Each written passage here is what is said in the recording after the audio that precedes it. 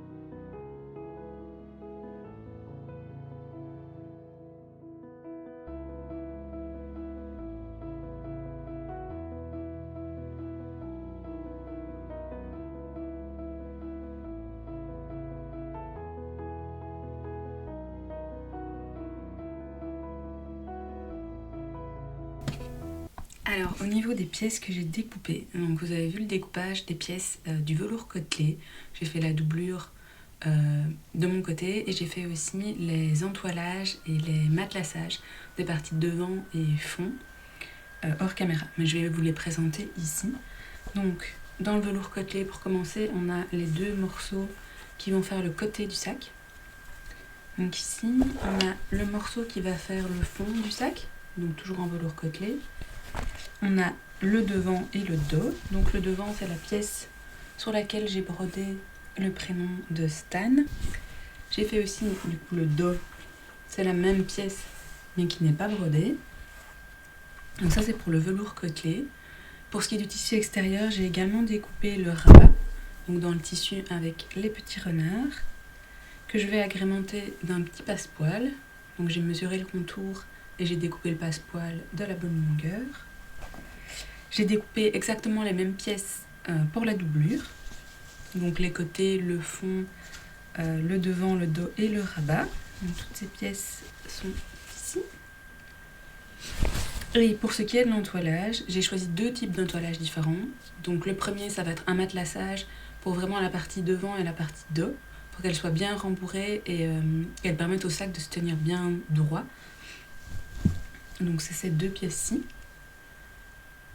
Hop, et j'ai pris aussi le même matelassage, mais pour le fond. Donc la pièce du fond a été découpée aussi dans ce matelassage. Alors je vais pas faire les coutures pour faire un vrai matelassage parce que le velours est déjà côtelé. Et ça pourrait être vraiment très joli sur une popeline d'ajouter un petit matelassage sur le petit sac. Donc pièces devant, pièces de fond sont faites au niveau du matelassage. Et alors le côté, comme il va y avoir des pressions et que j'aimerais bien que le velours soit un peu plus rigide, j'ai pris un entoilage thermocollant un petit peu plus léger pour renforcer ces pièces-là. Et j'ai pris un entoilage un petit peu plus léger encore pour le rabat, afin qu'il reste bien souple, mais qu'il soit quand même un peu consolidé. Et donc la prochaine étape de notre montage de sac, ça va être du coup de thermocoller ces 3 pièces, donc le rabat, ici, et les pièces de côté, donc thermocoller le velours côtelé.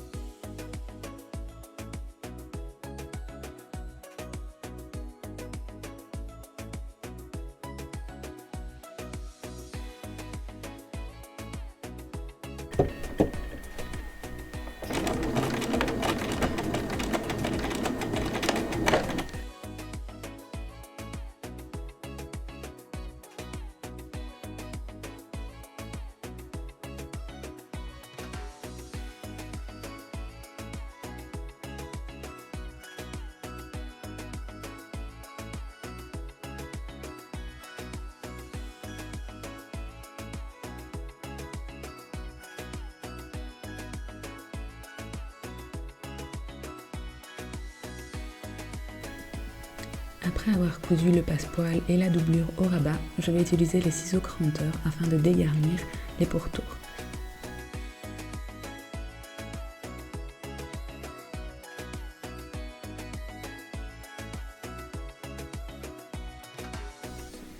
On peut retourner le rabat et mettre le tout de côté.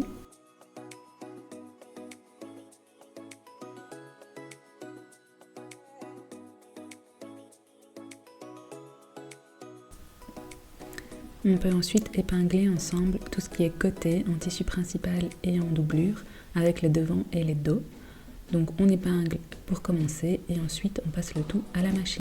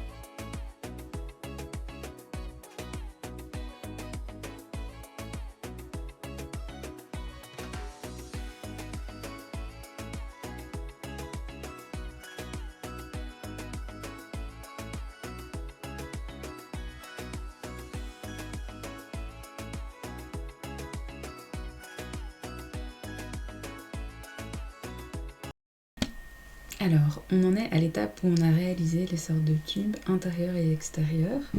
Donc pour l'extérieur, on a quelque chose comme ceci. Donc j'ai bien ouvert les coutures au fer sur les côtés et j'ai laissé 1 cm. Donc j'ai fait un point d'arrêt à 1 cm ici de la fin de la pièce afin de pouvoir fixer le fond. Donc j'ai fait ça pour le tissu extérieur et j'ai fait ça pour la doublure également. À l'endroit, c'est bien.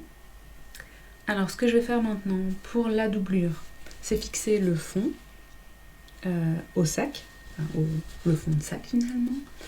Et pour le tissu extérieur, avant de fixer le fond, Ce que je vais faire, c'est couper les bandes de lanières pour faire l'accroche au porte-manteau, que je vais fixer ici au-dessus, et fixer les lanières pour accrocher au dos. Donc il va y avoir un petit peu de mercerie à ajouter avec les bretelles qui vont être réglables. Et une fois que j'aurai fait ça, alors je pourrai aussi accrocher le fond de sac en velours côtelé.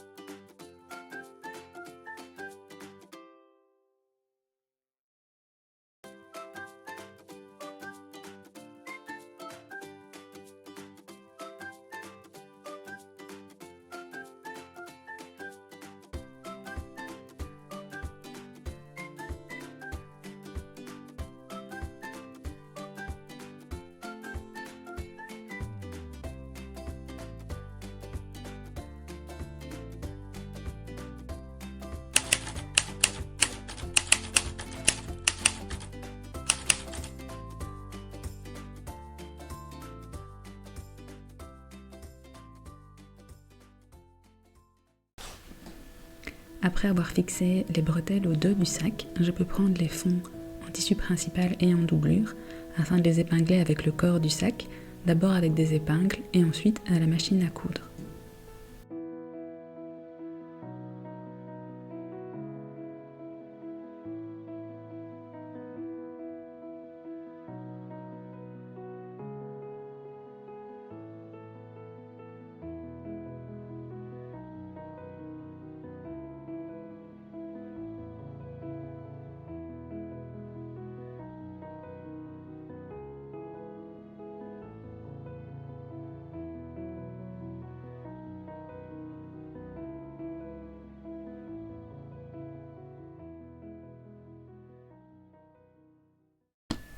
Et on se retrouve un autre jour pour terminer le sac.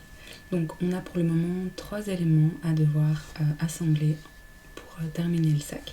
Donc on a d'une part le rabat, donc qu'on avait fait tout à l'heure, sur lequel j'avais cousu mon étiquette et mis un passepoil sur le pourtour pour habiller un petit peu. On a ici le petit sac, le fond du sac avec le prénom de Stan brodé, et sur le dos, vous m'avez vu faire, j'ai attaché les 3 attaches, donc les 2 pour le dos et celle pour le porte-manteau. Et nous avons aussi le fond de sac, donc la doublure en fait, en popeline écrue, qui a été aussi cousue. Donc ce que nous allons faire maintenant, c'est fixer avec une couture morte le rabat sur le sac beige. Donc tout simplement ici, une petite piqûre pour fixer le sac et le rabat. Et ensuite nous allons rentrer le sac beige dans la doublure, endroit contre endroit, et nous allons pouvoir coudre le pourtour ici au-dessus.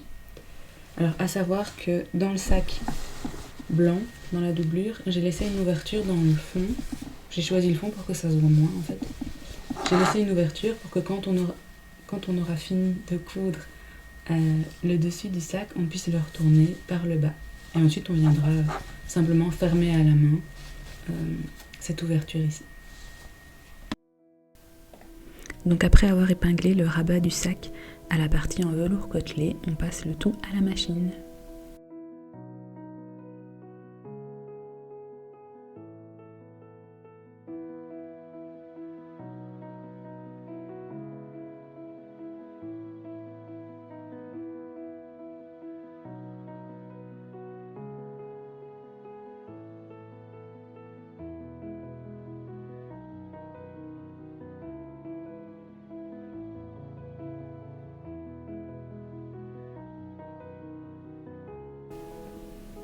Après avoir cousu endroit contre endroit le fond de sac en velours côtelé et en coton blanc, on peut retourner le sac par le trou que j'avais préalablement réalisé.